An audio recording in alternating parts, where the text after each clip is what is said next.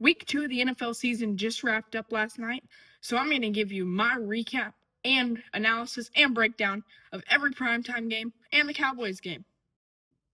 Okay, first starting off with Washington and at Green Bay.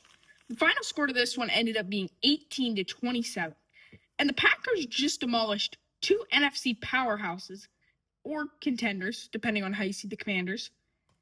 And the question here is, how much is Micah Parsons really helping them?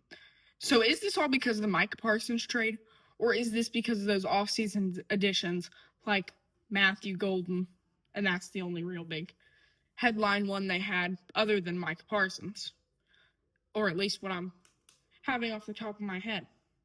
And I have Matthew Golden on my fantasy team, and with him having 2 straight weeks of bad performances of 1 point and 1.5 points, and Jaden Reed missing 6 to 8 weeks, Golden could be in for a huge performance next week. And then even with a limited snap count the past 2 weeks, Micah was still making a huge impact on this game.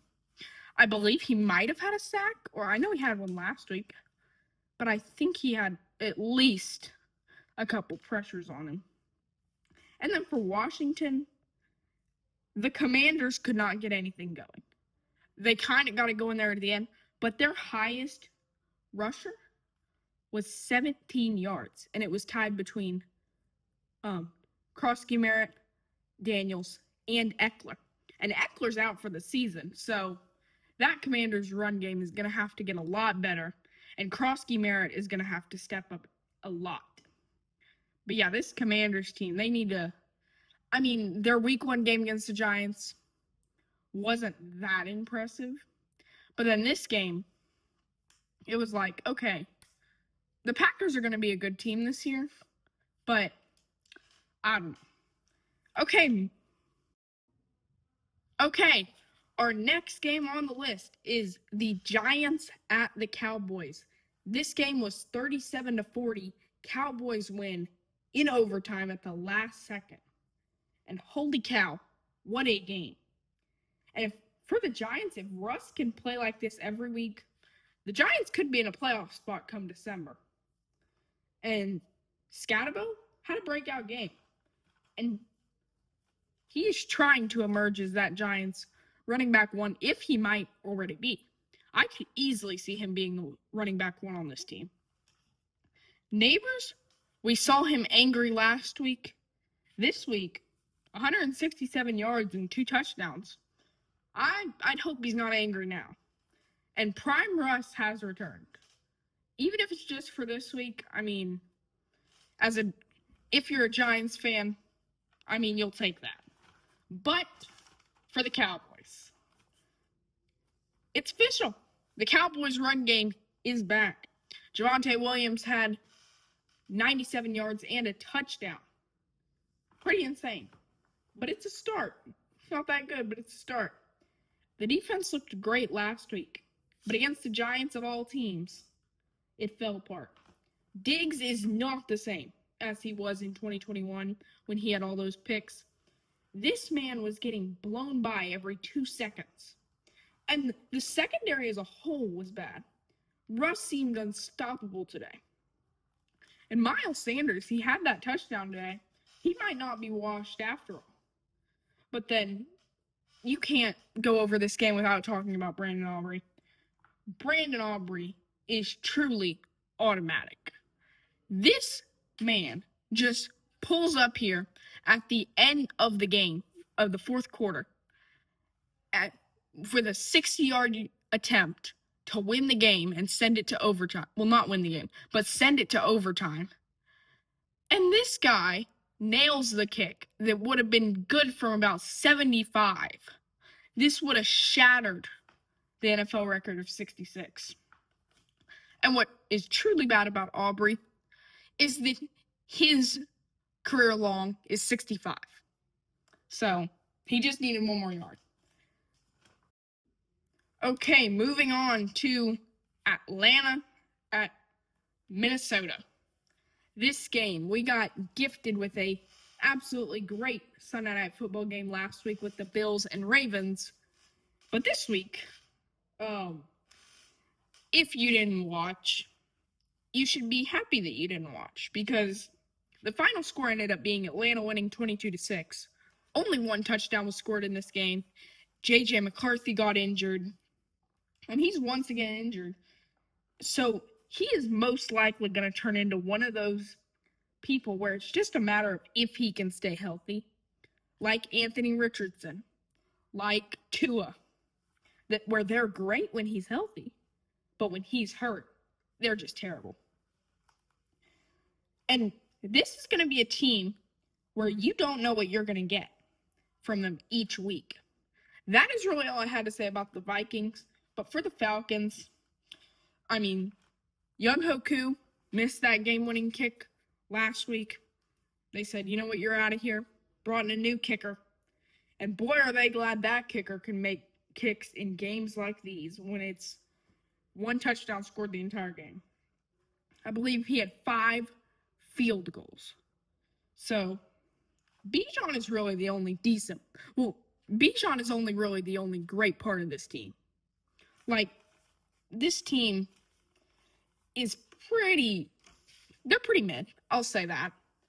I mean, we have Penix who has shown flashes at times. But these two offenses, it's like, I don't know what to think about them. Because they looked great in week 1, but then in week 2, it's like, they play each other, and it's like, hold on, I don't think I want to score here. Continuing one of our 2 Monday Night Football games we had, this was the earlier game. We have Bucks at Texans. The Buccaneers came back and won this one 20-19. Buccaneers win. And first of all, what we have to start with, Emeka Egbuka. What happened? Like, how did the Cowboys not draft this guy? I'm thinking we should have drafted him at 12. Because 3 touchdowns in 2 weeks is insane for a rookie.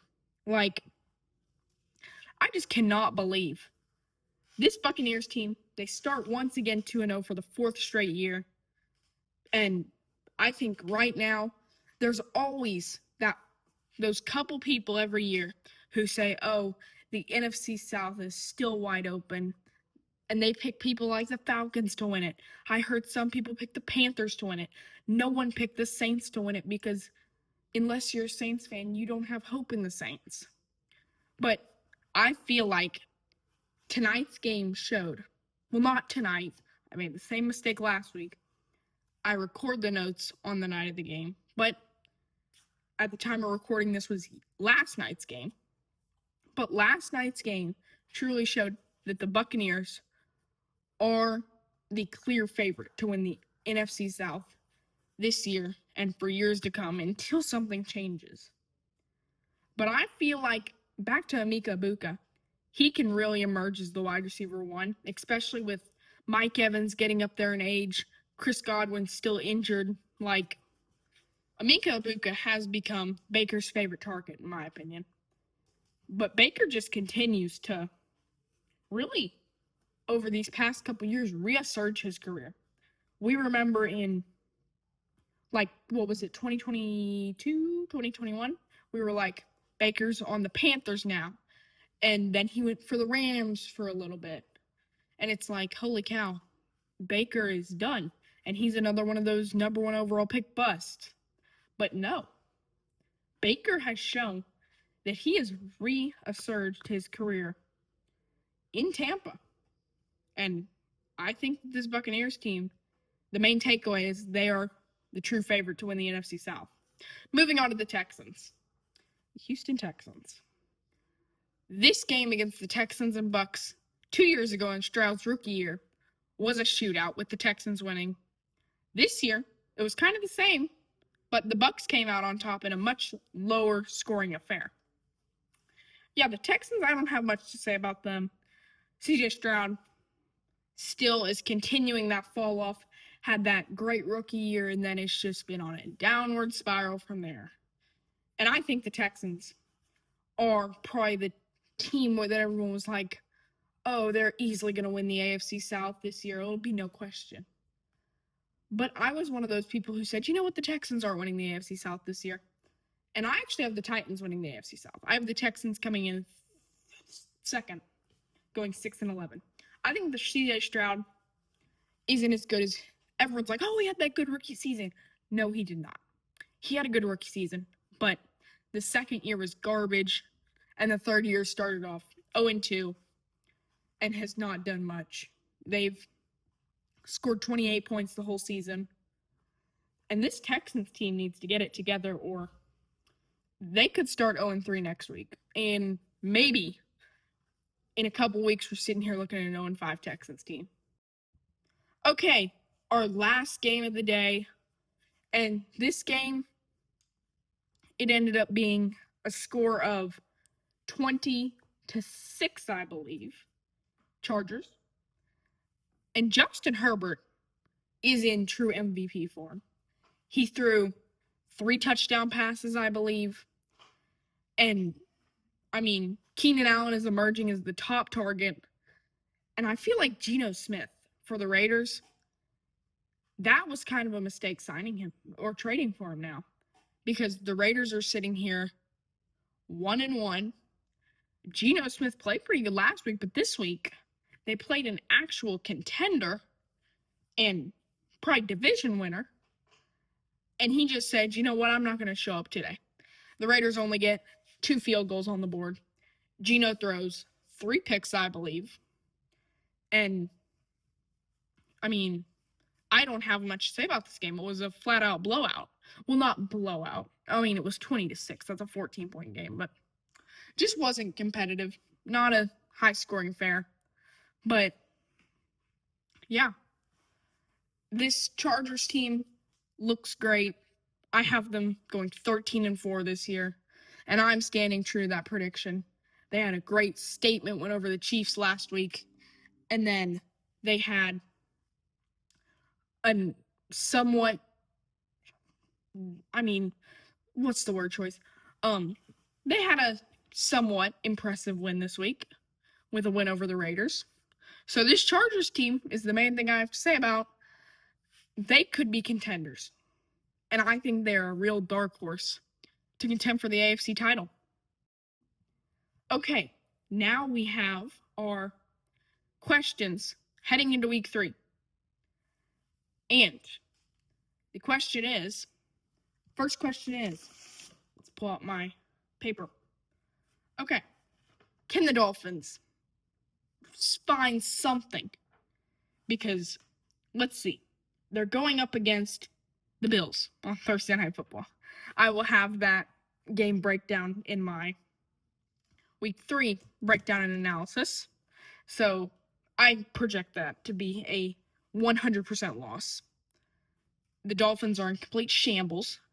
The Bills are on a roll. Yeah, that's easy. That's not really a question there. And my next question is what to think of the Cowboys, really. Like, you go out and you contend with the Eagles, who are probably the best team in the league. And then you go, and with the Giants team that's usually bottom 5 in the NFL, you allow 37 points and almost lose. But they're getting a pretty good week this week with the Bears, Sunday at 3:25. So we'll see. I think that it will be a win. Fingers crossed, because last week, or this past weekend, I said, literally in my video, you can go back and watch, on my game day video, I said, should be an easy win.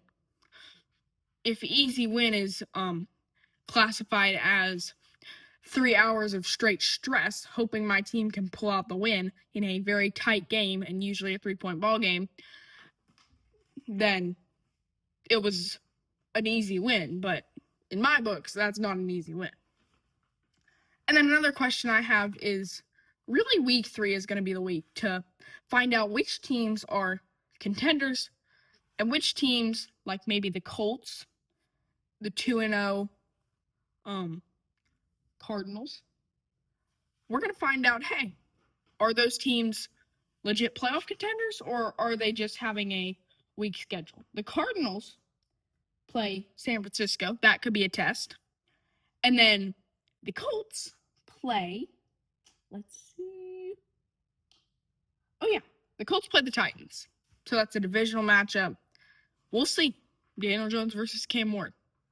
But yeah, that is my week 2 analysis and breakdown.